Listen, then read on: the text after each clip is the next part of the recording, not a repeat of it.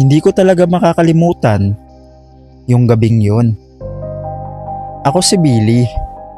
Summer yun, bakasyon, at halos buong angkan namin nagkayayaang mag-night swimming sa isang resort na open 24 hours. Kilala yung lugar, malaki, maraming pool, may mga cottage na dikit-dikit, at kahit madaling araw na, may maririnig ka pa ring ingay ng tao. Pagdating namin, buhay na buhay pa rin yung paligid. May mga batang nagtatakbuhan, may mga pamilyang nag-iihaw, at may mga barkadang parang wala nang balak umuwi. Masaya kami, sobrang saya. Nag-unahan pa kami sa pool. Nagtatalsika ng tubig, nagbibiruan, yung tipong kahit matatanda naming pinsan, nakikisabay pa sa kulitan. May dala kaming speaker, kaya may tugtog pa habang naliligo. Bandang alas 11 ng gabi, napansin ko na unti-unti nang nababawasan yung mga tao sa paligid. Yung ibang pool, halos wala ng laman.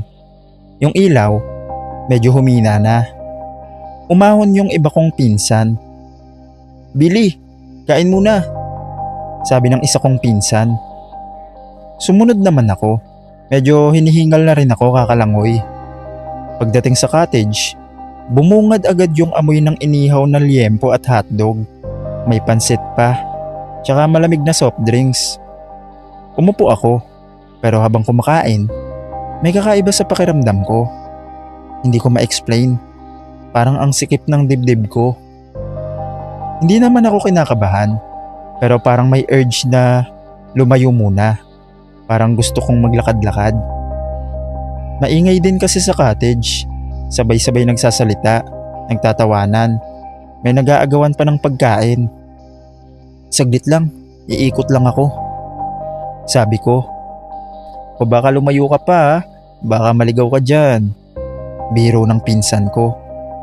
Ngumiti lang ako, pero sa totoo lang, hindi ako mapakali.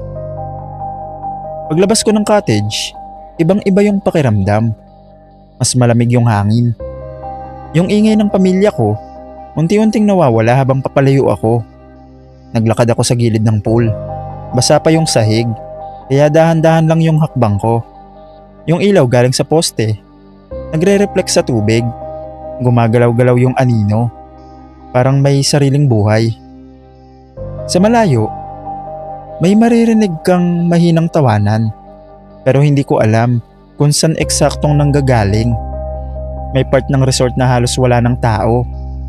Doon ako napunta at doon ko sila nakita. Sa kabilang pool, may 3 lalaki.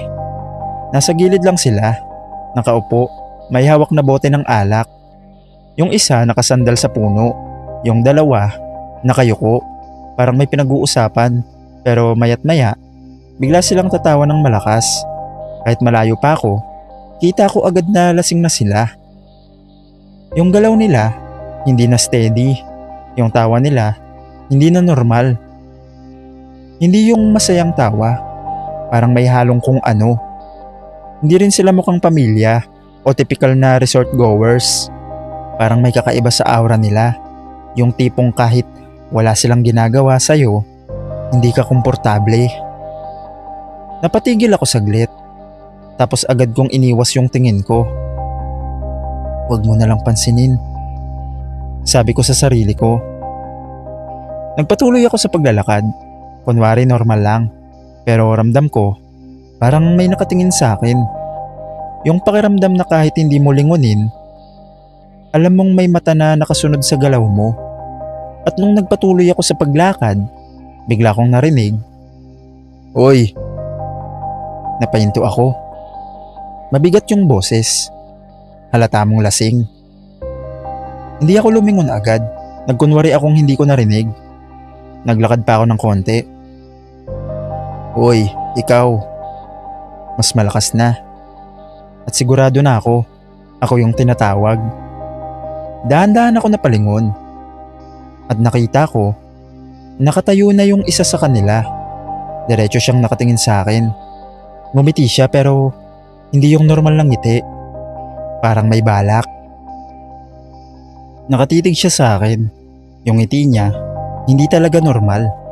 Parang may gustong mangyari. Halika dito, sabi niya sabay kaway. Hindi ako gumalaw. Hindi ko sila kilala. Baka pagtripan lang ako. Bulong ko sa sarili ko. Sinubukan kong ngumiti ng pilit, sabay turo sa likod ko. May kasama ako. Hindi pa ako tapos magsalita nang biglang sumingit yung isa pa sa kanila. Halika na sabi eh. Mas agresibo na yung tono. Yung isa, tumayo na rin. 3 na sila nakatingin sa akin. Ramdam ko na yung kaba. Gusto ko nang umalis. Gusto ko nang bumalik sa cottage. Pero sa paraan ng pagtitig nila, parang hindi ako basta makakalayo. Dahan-dahan akong lumapit. Bawat hakbang ko, bumibigat. Yung tunog ng tsinelas ko sa basang sahig, parang mas lumalakas sa tenga ko. Paglapit ko sa kanila, sumalubong agad yung amoy ng alak. Matapang, masakit sa ilong. Anong pangalan mo? Tanong nung isa, sabay akbay sa akin kahit hindi pa ako tuluyang nakakalapit. Billy. Natawa sila. Hindi ko alam kung bakit. Billy. Ulit nung isa, parang nangaasar. Bigla akong kinabahan lalo. Hindi na to normal. Wala pang ilang segundo, bigla akong tinulak, diretso sa pool. Lumubog ako sa malamig na tubig. Gulat na gulat ako. Hindi ko agad naintindihan yung nangyari. Pag-angat ko, bago pa ako makahinga, tumalon sila. Silang 3. Bigla nila akong pinalibutan. Nung una, akala ko, binibiro lang ako. Pero hindi. Hinahawakan nila ako. Yung isa sa braso ko, yung isa sa balikat, yung isa, biglang humawak sa ulo ko at pilit akong nilulubog pababa. Nagpanik ako. Sinubukan kong pumalag, pero 3 sila. Malakas kahit lasing. Mas lalong hindi nila kontrolado yung ginagawa nila. Hinatak nila ako pababa ng tubig.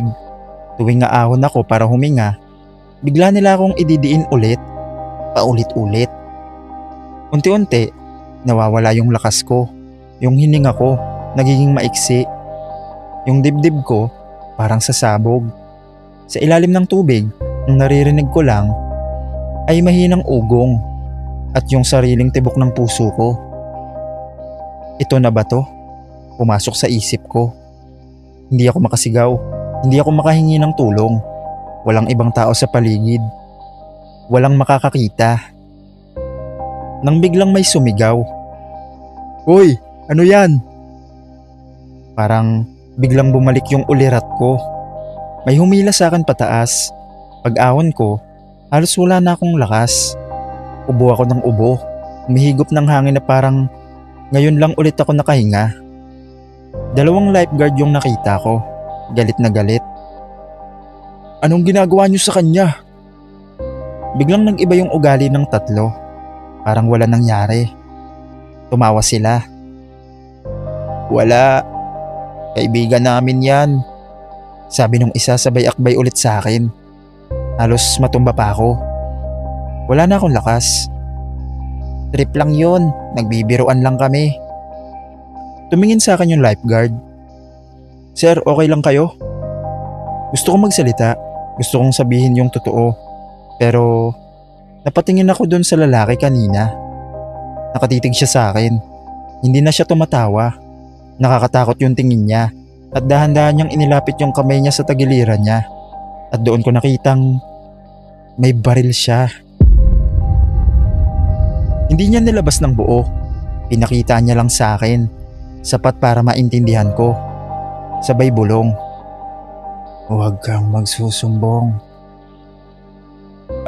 Okay lang po ako. Nagbibiruan lang po kami. Sagot ko sa lifeguard.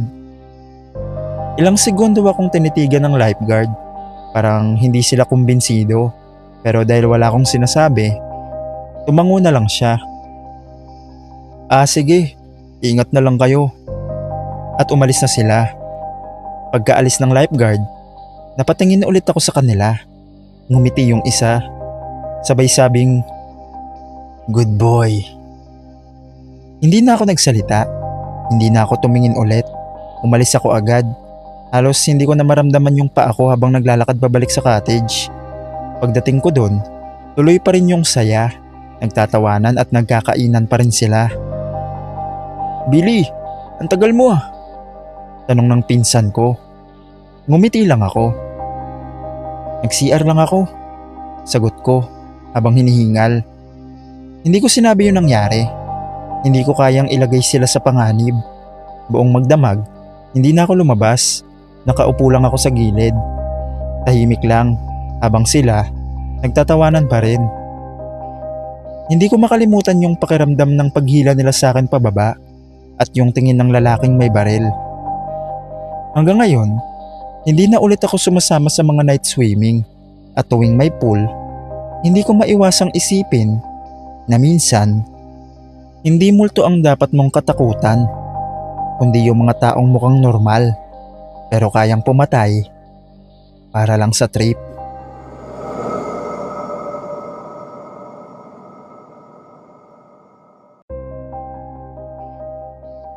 Panahon na naman ng tag-init, kaya palagi tayong mag-iingat sa lahat ng oras, lalo na sa sunog.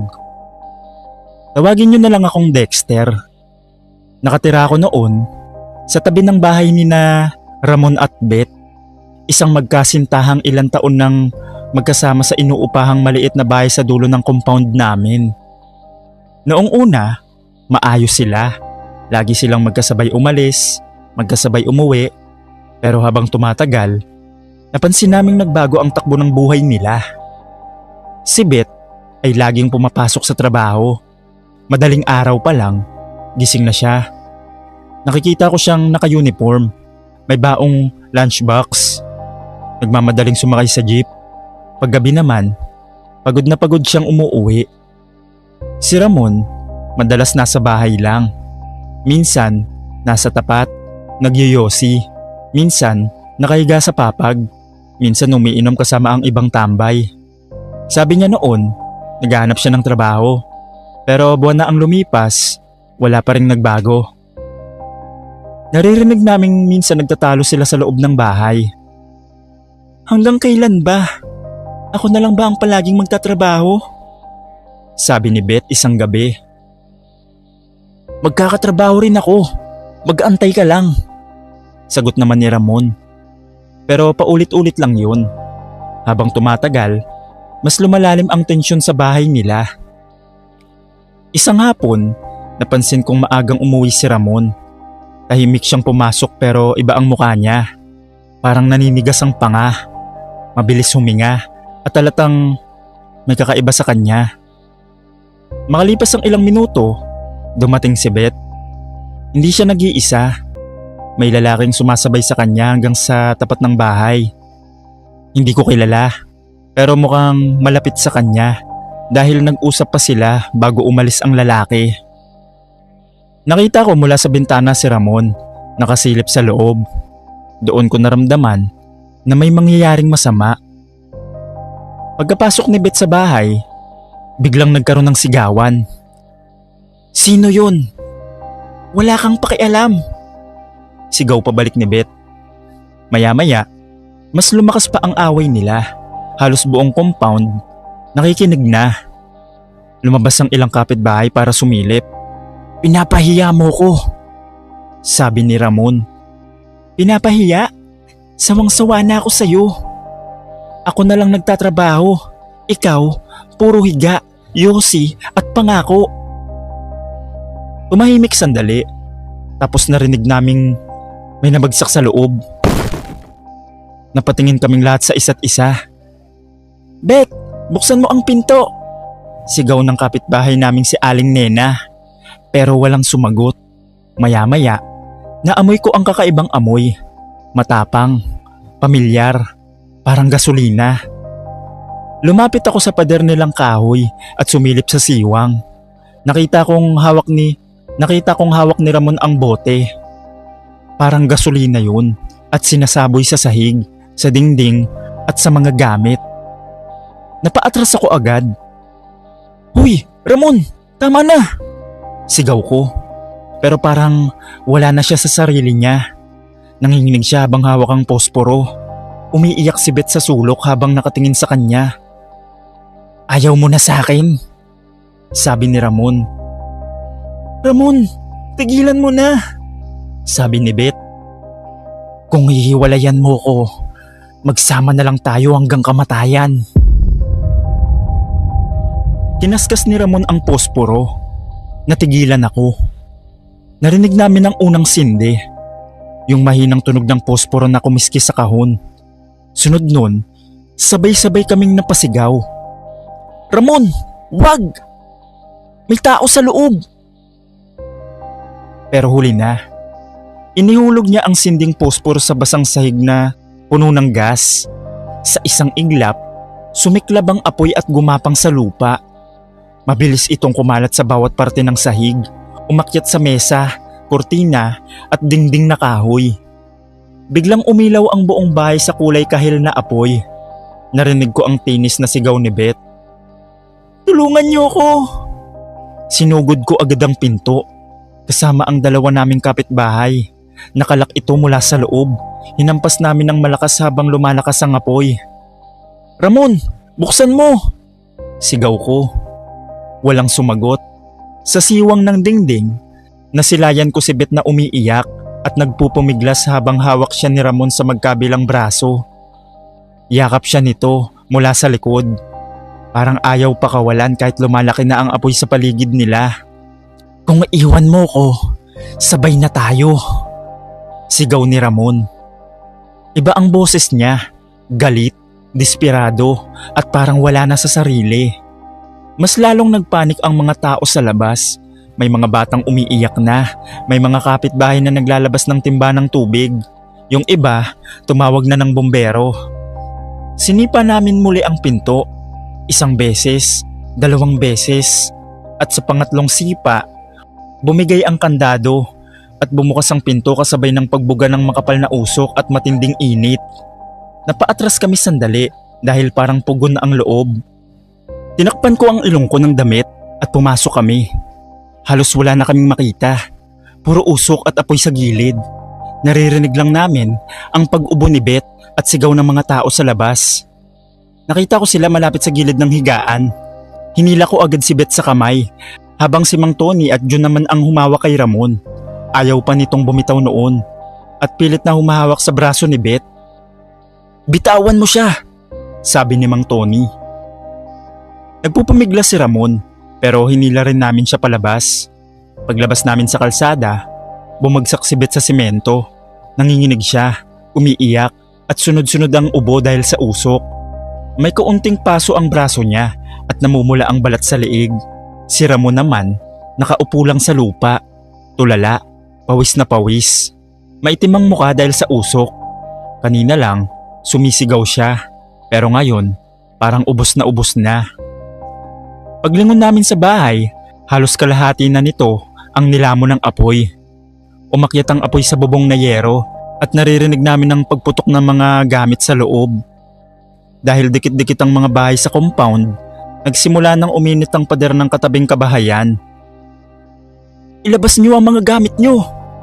Sigaw ng isa naming kapitbahay. Nagkagulo ang buong lugar.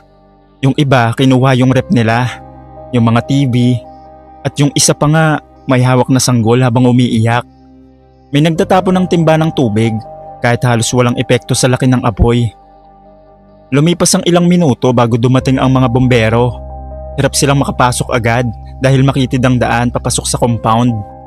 Nang makapwesto sila, saka pa lang nila natutukan ng apoy. Halos abo na ang bahay ni Ramon nang tuluyang maapula ang sunog. May ilang katabing bahay na ang nadamay. Sunog ang dingding. Sira ang bubong at sira ang mga gamit dahil sa tubig at usok. Mabuti na lang at naagapan bago kumalat sa buong looban. Pagkatapos nun, dumating ang mga pulis. Tahimik lang si Ramon habang kinakausap siya. Hindi na siya lumaban. Hindi na siya nagsalita pa nang dalhin siya. Si Beth naman, binalot ng kapitbahay ng tuwalya habang nakaupo sa gilid. Tulala lang siya, nakatingin sa dating bahay nila na ngayon Puro usok at itim na kahoy na lang. Ilang araw pagkatapos noon, nalaman naming umalis na siya sa lugar, lumipat ng bahay at piniling magsimula ulit sa ibang barangay. Si Ramon naman, nakulong dahil sa ginawa niyang panununog at panganib na idinulot sa lahat. Hanggang ngayon, tuwing napapadaan ako sa dating pwesto ng bahay nila, bakanting lote na lang ang nandun. At lagi kong naaalala kung paano kayang sunugin ng galit ang isang relasyon, ang isang bahay at halos buong komunidad sa loob lang ng ilang minuto.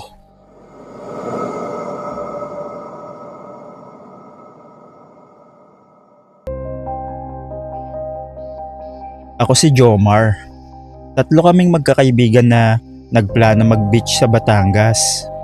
Simpleng getaway lang. Hindi kasama ang pamilya. Walang ibang kasama. Gusto lang namin mag-unwind, uminom at mag-swimming hanggang gabi. Pagdating namin sa resort, maayos naman. May mga cottage na magkakatabi. May ilaw sa buong lugar at kita mo agad yung dagat kahit papalubog na yung araw. Maganda nung simula. Naligo kami habang may araw pa. Nagpicture tapos nagtatawanan pa.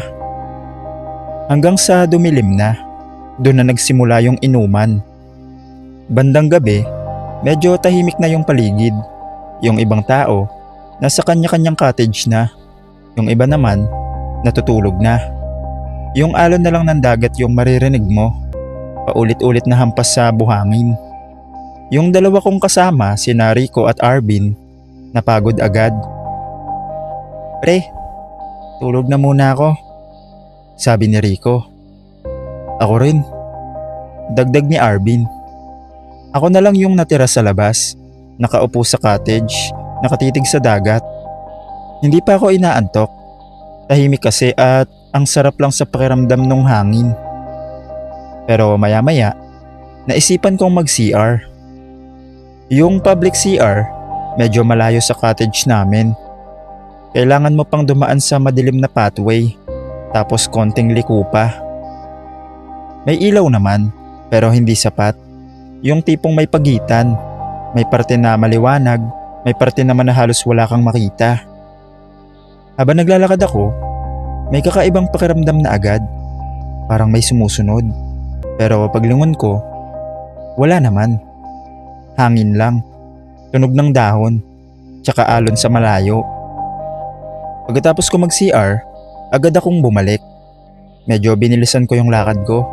Hindi ko mapaliwanag pero parang gusto ko nang makabalik agad sa cottage. Pagkaliko ko sa area namin, napahinto ako. May nakita akong tao, isang lalaki, nakatayo sa loob ng cottage namin. Madilim, pero sapat yung ilaw para makita ko yung galaw niya. Nakasombrero siya, nakayuko, at nakahawak siya sa mesa namin. Medyo napatigil ako ng ilang segundo. Hindi ko agad naintindihan. Hanggang sa kinuha niya yung cellphone ni Rico sa mesa. "Huy!" sigaw ko. Bigla siya napalingon. Hindi ko nakita yung mukha niya, natatakpan ng sombrero at ang dilim. Pero alam kong nakita niya ako. At sa isang iglap, tumakbo siya. "Ano ba? Bakit mo kinuha yan?" Hinabol ko siya. Hindi ko na inisip kung tama ba o mali. Ang nasa isip ko lang, alam kong magnanakaw siya.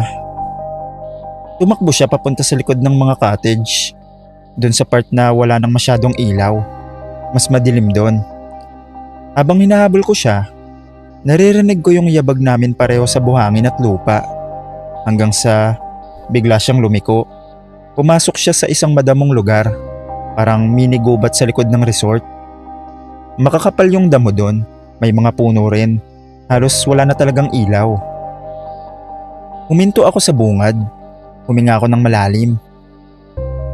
"Lumabas ka dyan." Walang sumagot. Dahan-dahan ko pa siyang sinilip at hinanap.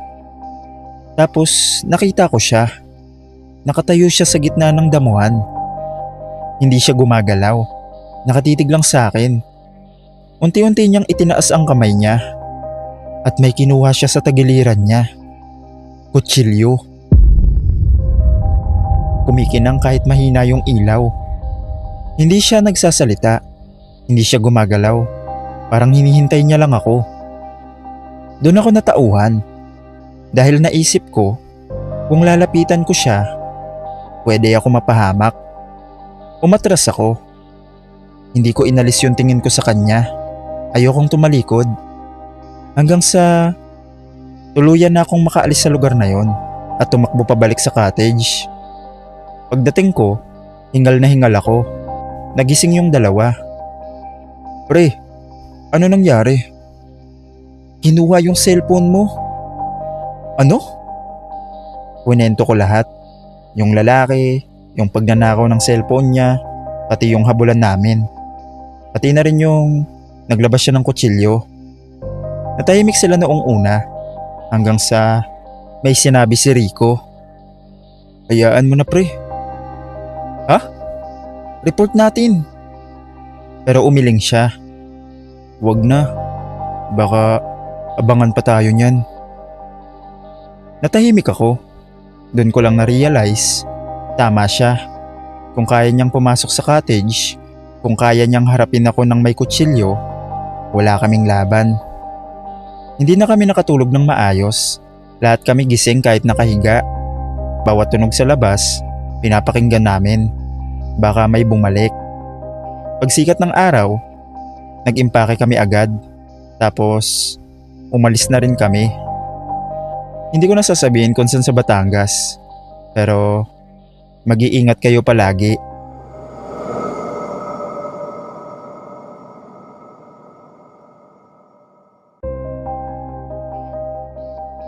Delikado pag low tide dito. Sabi ng lifeguard habang inaabot sa akin ng life vest. Hindi siya yung tipong palabiro. Seryoso ang mukha niya. Parang may gustong sabihin pero pinipigilan. Ngumiti lang ako. Kaya ko naman, sagot ko. Sanay ako sa dagat. Lumaki akong naliligo sa alon. Marunong akong lumangoy kahit nakapikit. At saka, ang ganda ng lugar. Liblib, tahimik, parang walang ibang tao sa mundo, kundi ikaw at ang dagat. Yun pala ang unang pagkakamali ko. Ang isipin na ligtas ang katahimikan. Ako nga pala si Grace. Hapon na nun, papalubog na ang araw. Unti-unti nang umaatras ang tubig. Inilalantad ang mabatong ilalim ng dagat. May mga bahagi na dati malalim, ngayon ay kaya mo nang lakarin. Doon ako naengganyo. May kakaibang hatak ang low tide. Para bang inaanyayahan ka nitong tuklasin ng mga lihim na tinatago nito. Habang naglalakad ako sa mababaw na bahagi, napansin ko ang mga lubid. Hindi agad halata. Manipis, kulay kalawang. Halos kapareho ng kulay ng mga bato at buhangin. Nakatali sa kung saan saang bahagi. Minsan nakabaon, may mga nakausli rin. Strange. Bulong ko sa sarili ko. Akala ko noon, mga lumang gamit lang ng resort. Baka pang-anchor ng bangka o panglinis ng area. Kaya hindi ko na masyadong inisip. Hanggang sa may narinig akong sumigaw. Uy! Lumayo ka dyan! Lumingon ako. Yung lifeguard. Nakataas ang kamay niya halatang kinakabahan. Bakit? Sabi ko. Pero hindi na siya sumagot. Tumakbo siya papunta sa akin. At doon ko naramdaman, may humigpit sa paa ko. Biglaan lang. Parang may kumapit o may humihila. Nawala ang balanse ko at napasubsob ako sa tubig. Hindi pa man ako nakakaahon, may sumikip sa paligid ng binti ko. Isang bagay na matigas, parang metal ang pumupulupot. Sinubukan kong sipain, pero mas lalo itong humigpit. Putya! Naputo lang salita ko, nang tuluyang mahila pababa ang paa ko. Kahit mababaw ang tubig, hindi ako makaalis. Humihigpit ang dibdib ko sa kaba. Huminga ako ng malalim at sinubukang yumuko para tignan. At doon ko nakita, parang isang bitag. Hindi siya parang simpleng lubid lang. May mekanismo, may kawit, at sa gitna nito, may nakatagong bakal na parang panga na nakakapit sa paa ko. Pinilit kong alisin sa paa ko, pero bawat galaw, lalo akong nasasaktan. "Huwag kang gagalaw," sabi ng lifeguard habang papalapit. Pero paano ako hindi gagalaw? Nararamdaman kong may dugo nang lumalabas. At mas nakakatakot, may naramdaman akong paghila mula sa ilalim. Hindi natural, parang may kumikilos sa ilalim ng tubig. Pagdating ng lifeguard sa harap ko, agad siyang lumuhod at hinawakan ng paa ko. "Shit!" bulong niya. "Alisin mo, please!" Halos umiiyak na ako. "Hindi ito basta-basta. May naglalagay nito dito," sagot niya. "Anong ibig mong sabihin?" Natahimik lang siya. Tapos may inilabas siyang maliit na cutter mula sa bulsa niya at sinimulang putulin ang mga lubid na nakakabit sa bitag.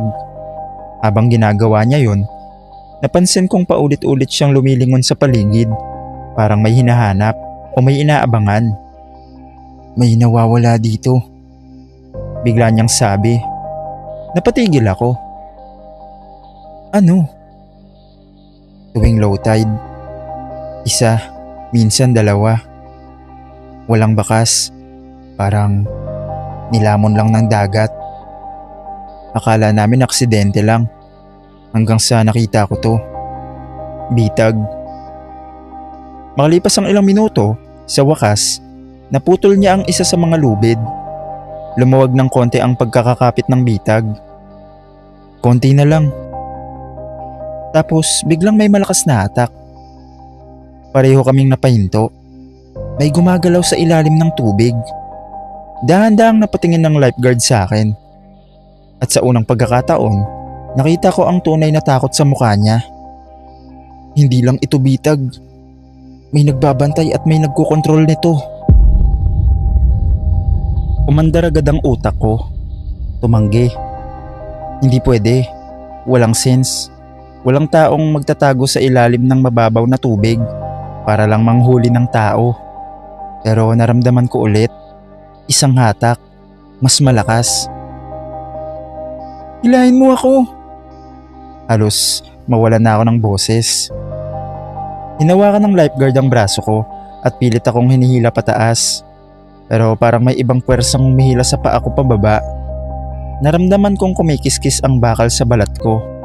Masakit, pero mas nakakatakot yung pakiramdam na may kumukontra sa amin. Biglang kumulo ang tubig sa ilalim ko at doon ko siya nakita. Hindi ko nakita ang buong mukha niya. Anino lang, isang hugis na gumagalaw sa ilalim ng tubig. Pero malinaw ang galaw, dahan-dahan, kontrolado at direkta papunta sa akin. May kamay. Tao. Sigurado ako.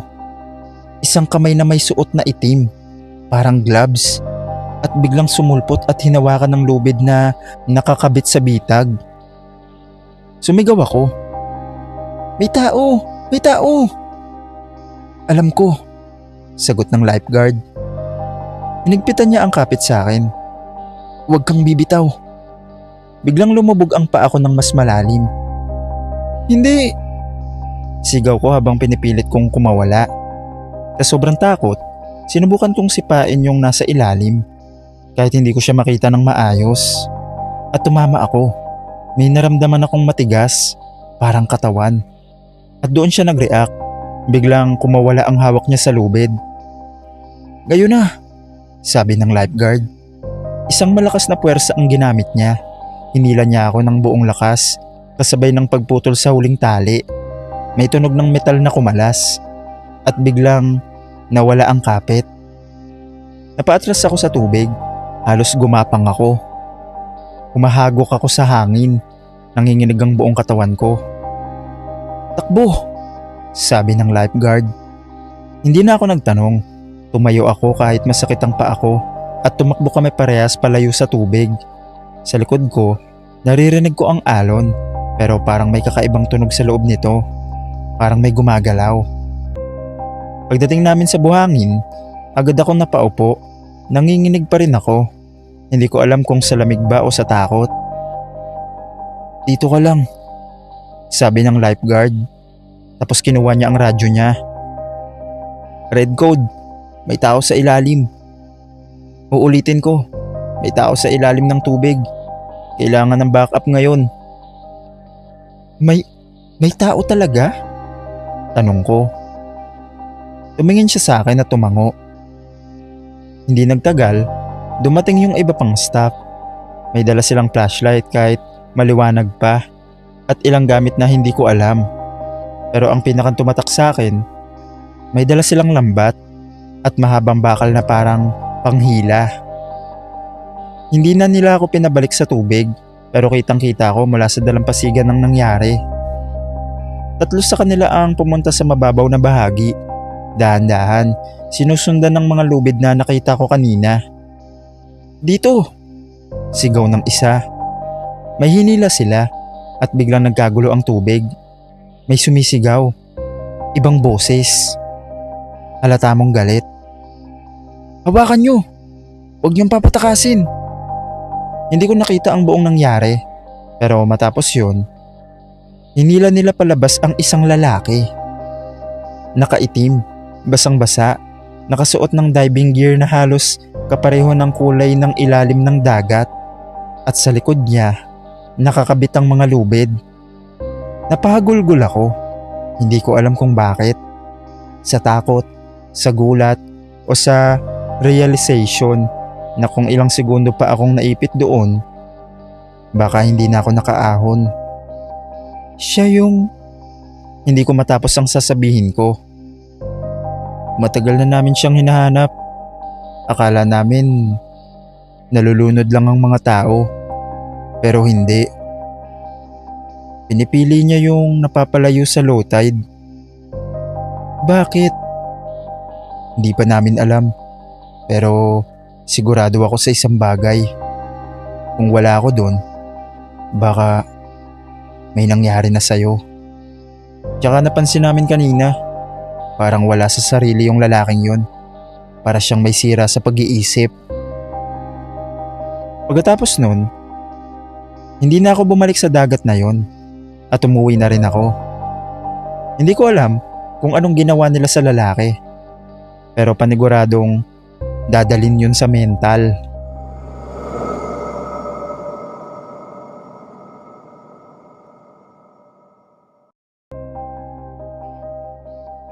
Isang magandang araw sa lahat, lalo na sa mga nakikinig ng PNT Stories. Ako nga pala si Marlon. Hanggang ngayon, sariwa pa rin sa isip ko ang gabing yun, kahit ilang taon na ang lumipas. Kapag napapadaan ako sa dating compound na yun, parang naaamoy ko pa rin ang sinunog na kahoy at mga gamit ng mga pamilyang nadamay sa galit ng isang tao. Nakatira ako noon sa isang masikip na iskinita sa gilid ng lumang palengke. Dikit-dikit ang bahay, karamihan gawa sa kahoy at pinagtagpi-tagping yero. Isang maling galaw lang, pwedeng madamay ang buong lugar. Kilala ang compound namin sa ingay, away, inuman at mga taong labas-pasok kahit madaling araw. May 2 lalaking kilalang kilala roon. Yung isa, si Nardo, payat, laging puyat ang mata at nanginginig minsan ang kamay. Kilala siya sa pagiging mainit ang ulo kapag walang tama. Yung isa naman, si Bong, tahimik kapag normal pero tuso raw. Siya yung tipo ng taong laging may bulong-bulungan sa gilid ng kanto at maraming kakilala. Pareha silang adik. Matagal nang usap-usapan na may bentahan ng droga sa looban. Pero walang nagsasalita ng diretso. Takot ang karamihan. Kapag may bagong muka, tumatahimik lahat. Gabi yun, bandang 10:00. Nasa labas ako ng bahay namin. Mainit pa ang simoy ng hangin kahit gabi na. Nakaupo lang ako sa monoblock habang umiinom ng kape. Napansin kong papasok si Nardo sa looban. Mabilis maglakad, parang iritable. Sunod kong nakita, si Bong nakatayo sa tapat ng isang bakandeng pwesto malapit sa dulo ng compound. Madilim doon, isang bombilya lang ang ilaw. Lumapit si Nardo kay Bong. Hindi ko rinig lahat ng usapan nila, pero halatang may transaksyon. Nagkatinginan muna sila, tapos may inabot si Nardo sa kamay ni Bong. Mukhang pera. Pagkatapos nun, tumango si Bong at sinabing kukunin niya lang. Sandali lang, kukunin ko lang. Narinig kong sabi niya. Umalis si Bong, papasok sa mas madilim na bahagi ng looban. Nagantay si Nardo. Una, kalmado pa siya. Nagyoyosi, palakad-lakad. Maya-maya, sumisilip na sa iskinita, tapos pabalik-balik na ang tingin sa dinaanan ni Bong. Lumipas ang ilang minuto, 10 minuto, hanggang sa 20 minuto. Hindi bumalik si Bong. Napansin kong iba na ang kilos ni Nardo. Kinaskas niya ang paa sa semento. Minumura na niya ng pabulong. Maya-maya, malakas na. Tang-inang yan. Mukhang inistapa na ako ah. Naglakad siya papunta sa pinasok ni Bong. Maya-maya, bumalik din agad. Halatang wala siya nakita. Mas lalong uminit ang ulo niya. Inistapa na talaga ako. May isang sumilip sa bintana. Yung ibang kunwaring walang narinig. Alam ng lahat na delikado makisawsaw. Lumapit sa akin ang kapitbahay naming si Aling Rosa. May gulo na naman, sabi niya habang nakasilip. Si Nardo noon parang nawawala na sa wisyo. Pinagsisipa niya na ang basurahan sa gilid. Tinumba niya ang isang lumang bisikleta na nakasandal sa poste. Nanginginig pa siya sa galit at sa epekto ng droga. Maya-maya, sumigaw siya ng mas malakas. Pag hindi ka lumabas, pagsisisihan mo to. Tahimik ang looban. Walang sumagot, walang lumabas. Doon ako kinabahan. Kasi kilala ko si Nardo kapag nasagad. Wala na sa matinong isip. Hindi na siya makikinig kahit kanino. Naglakad siya palabas ng compound. Akala namin uuwi na at hindi na babalik. Pero pagbalik niya makalipas ang ilang minuto, hawak niya ang lumang galon sa isang kamay at lighter sa kabila. Kahit medyo madilim, kita ko agad sa lakad pa lang niya na wala siyang pakialam sa mangyayari. Lumabas ka! Sigaw niya habang papalapit sa bahay ni Bong. May ilang kapitbahay na sumigaw mula sa bintana. Nardo, tama na! Tumigil ka! Hindi maganda yung gagawin mo. Pero parang walang naririnig si Nardo. Binuksan niya ang galon at binuhos ang laman sa pader at harap ng bahay. Kumalat sa sahigang likido at dumaloy sa ilalim ng ibang kabahayan dahil sa dikit-dikit ang mga daanan. Doon na nagsimula ang takot ng lahat. May mga batang umiiyak, may mga nanay na nagmamadaling maglabas ng gamit. Yung iba, nagsara ng pinto sa kaba. Yung iba, tumakbo palayo. Tumayo si Nardo sa gitna ng daanan, hingal na hingal, tapos sumisigaw. Wala kang takas! Sunod niyang sinindihan ng lighter. Sa isang iglap, sumiklab ang apoy. Parang sumabog ang harap ng bahay sa bilis ng pagliyab. Umakyat agad ang apoy sa dingding na kahoy, pati sa bubong na yero. Tapos kumalat sa katabing bahay. Dahil tuyong-tuyo ang materyales at siksika ng compound, ilang segundo lang, 3 bahay na agad ang nasusunog. Nagsigawan ng mga tao. Tubig! Tubig! Ilabas niyo ang mga bata! May sunog! Nagkagulo ang buong iskinita. May nagbubuhat ng TV. May mga hawak na timba. May umiiyak habang bitbit ang mga anak nila. Yung iba, hindi na nakapagligtas ng gamit. Ako mismo, tumulong sa paghatak sa matandang kapitbahay palabas ng bahay niya habang lumalakas ang usok. Ang hirap huminga, mainit ang hangin, ang ingay ng sigawan, lagabog ng yero at pagputok ng mga kable. Paglingon ko kay Nardo, hindi ko na siya nakita. Parang naglaho sa gitna ng kaguluhan. Wala rin si Bong, hindi man lang nagpakita. Makalipas ang ilang minuto, dumating ang mga bombero. Hirap silang makapasok dahil sa masikip ang daan at nagkakandara pa ang mga tao sa paglikas. Ilang oras bago tuluyang maapula ang apoy. Pagdating ng umaga, ibang compound na ang nakita namin. Puro abo, mga sirang yero, sunog na kahoy, wasak na appliances, gamit sa bahay at mga pader na nangitim dahil sa sunog. Maraming pamilya ang nawalan ng tirahan. May mga sugatan sa pagmamadali sa pagtakbo.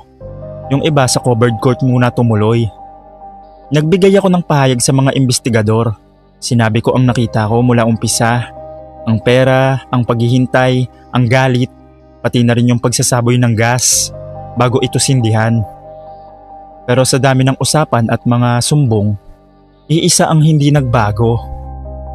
Hindi na nakita si Nardo, hindi na rin bumalik si Bong.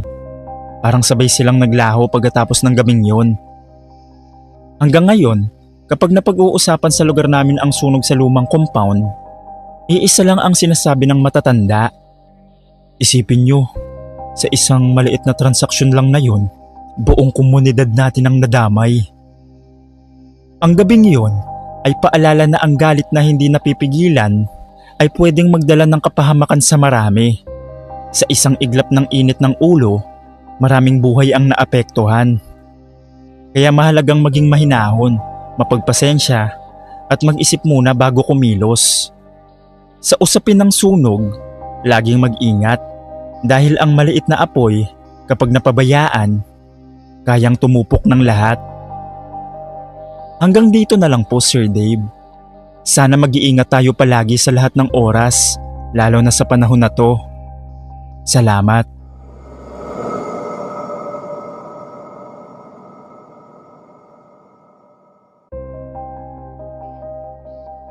Nangyari ito taong 2006.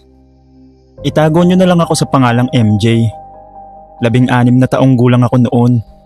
Nakatira sa isang masikip na eskinita sa Tondo. Dikit-dikit ang mga bahay, kahoy, yero at manipis na pader na parabang isang hampas lang ay babagsak na. Sa lugar namin, kapag may mali ang isa, pwedeng damay ang lahat. Si Ronron ang pinakakilala sa ugaling ayaw makalimutan ng mga tao.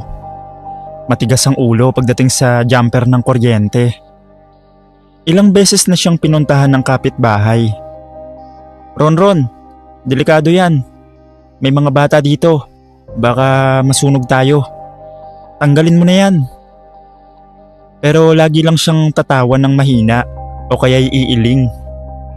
Matagal ko na tong ginagawa. Wala namang nangyayari. Ang nakakainis, siya lang sa buong iskinita ang hayagang may jumper.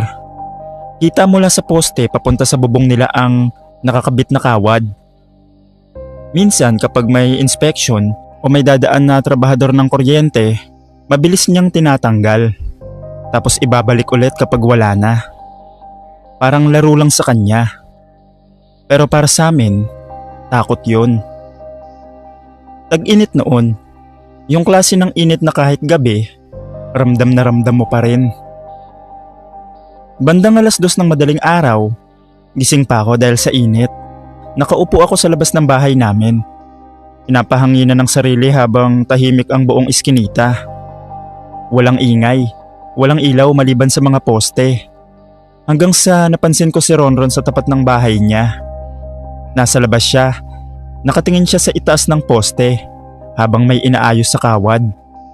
May dala siyang maliit na kahon ng tools. Kita ko pa ang paggalaw ng kamay niya habang inaangat ang wire. Una, wala naman akong napansin. Pero maya-maya, may maliit na kislap. Parang spark.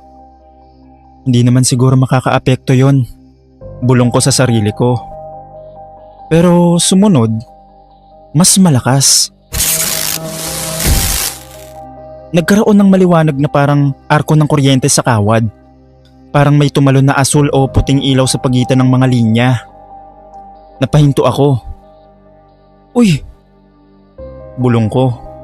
Sa isang iglap, may malakas na putok mula sa kawad. Napaatras ako sa gulat. Yung kuryente, sumabog. Tapos tumama sa yero ng bubong ng katabing bahay. Sa sobrang init at tag-init ng panahon, agad kumapit ang apoy sa tuyong bahagi ng bubong. Mabilis, Mas mabilis kaysa sa inaasahan ko. Sunog! Sigaw ko habang tumatakbo papalapit sa iskinita. Isa-isa nang bumukas ang mga pinto. May mga taong walang tsinelas, may bitbit na bata, may nagmamadaling kumuha ng timba. Ano nangyari? Tanong ng kapitbahay. Yung kable, yung jumper. Sagot ng isa. Lumalaki na ang apoy sa bubong ng unang bahay. Kumakalat ang usok. Dumidilim ang kalangitan kahit gabi na. Sinabuyan ng mga lalaki ang pader gamit ang tubig mula sa balde. May sumisigaw na tumawag ng bombero. Tumawag na kayo! Habang nangyayari yon, hinahanap ng mga tao si Ronron. Nasaan si Ronron? Gisingin nyo! Hanapin nyo! Siya may gawa niyan. Sinubukan naming katukin ng bahay niya. Walang sagot. Paulit-ulit kami pero wala. Habang tumatagal, mas lumalaki ang apoy sa katabing bubong. Naririnig na namin ang pagkaluskos ng mga kahoy sa loob ng bahay habang tinatamaan ng init. Mainit na ang hangin sa paligid, parang hinihigop ang hininga namin. Ilang minuto pa, dumating ang mga bombero. Mabigat ang sitwasyon dahil makitid ang iskinita at siksikan ng mga bahay. Pero mabilis silang kumilos. Binuksan ang hose, pinuntirya ang pinakaapoy at pinigilan ang pagkalat. Unti-unti, humupa ang apoy, pero sa likod ng usok at tubig, wasak ang ilang bahagi ng bubong at dingding ng isang bahay. Basang-basa ang kalsada. May mga nabagsakan ng gamit. May mga taong nakaupo lang sa gilid, tulala. At si Ronron, wala. Pagkatapos maapula ang apoy, hinanap siya ng mga kapitbahay. Pinuntahan ulit ang bahay, sinilip ang paligid. Tinawag ang pangalan niya ng paulit-ulit. Ronron! Ronron! Wala. Parang naglaho. Kinabukasan, maaga pa lang, pinag-usapan na siya sa buong iskinita. May nagsabing nakita raw siyang umalis bandang madaling araw. May nagsabi naman na hindi raw lumabas ng bahay niya. Pero isang bagay ang sigurado. Hindi na siya nakita mula noon. Ako naman, habang tinitignan ko ang mga kable sa poste na inaayos ng mga tauhan ng kuryente kinabukasan, isang bagay lang ang pumasok sa isip ko. Minsan, hindi mo agad makikita ang kapalit ng katigasan ng ulo hanggang sa huli na ang lahat. Sa ngayon, wala naman ako sa tondo, pero hindi ko makakalimutan ang pangyayaring yun.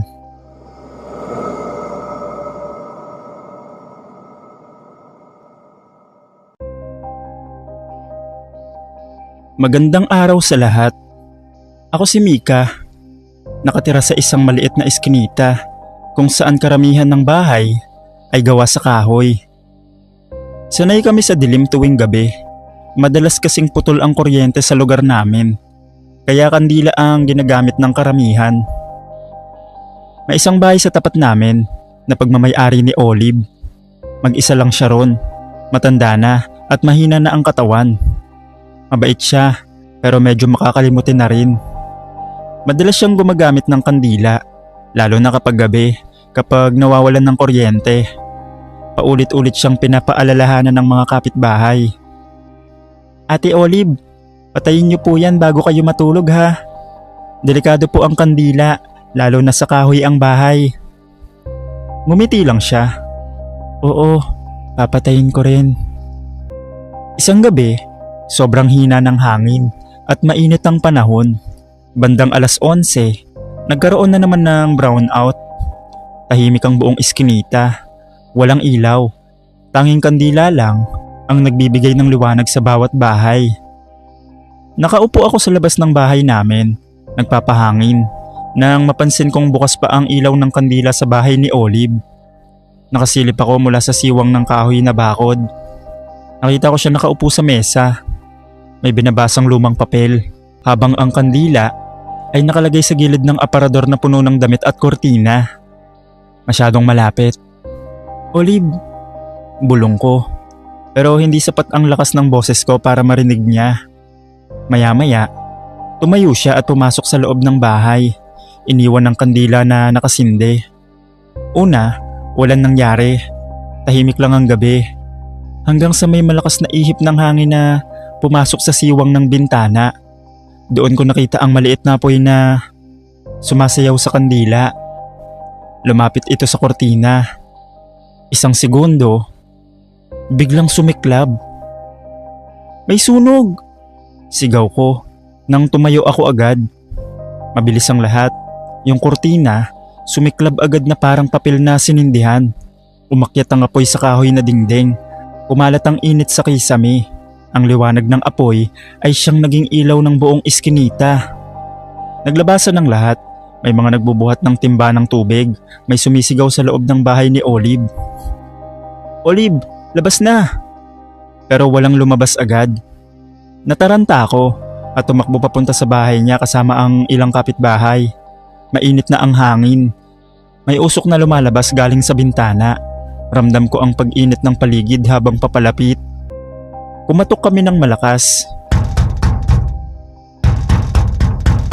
Maya-maya, narinig namin ang ubo niya sa loob.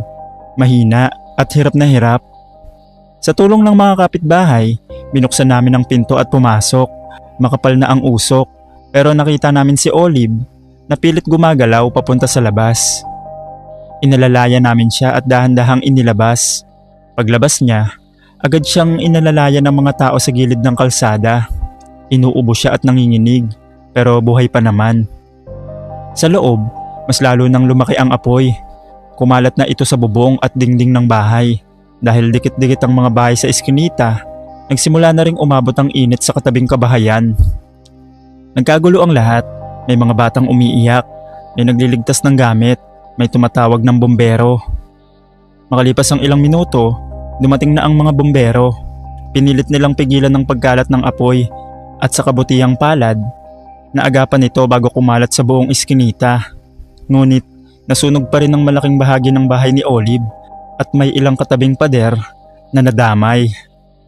Pagkatapos ng lahat, tahimik na ulit ang lugar, pero mabigat ang katahimikan. Nakaupo si Olive sa labas, yakap ang sarili, nakatingin sa nasunog niyang bahay. Kinabukasan, tinanggal ang mga abo at natirang yero. May mga kapitbahay na tumulong sa kanya, nagdala ng gamit at pansamantalang matutuluyan. Pagkatapos ng pangyayaring yon, naging mas maingat na ang lahat sa lugar namin.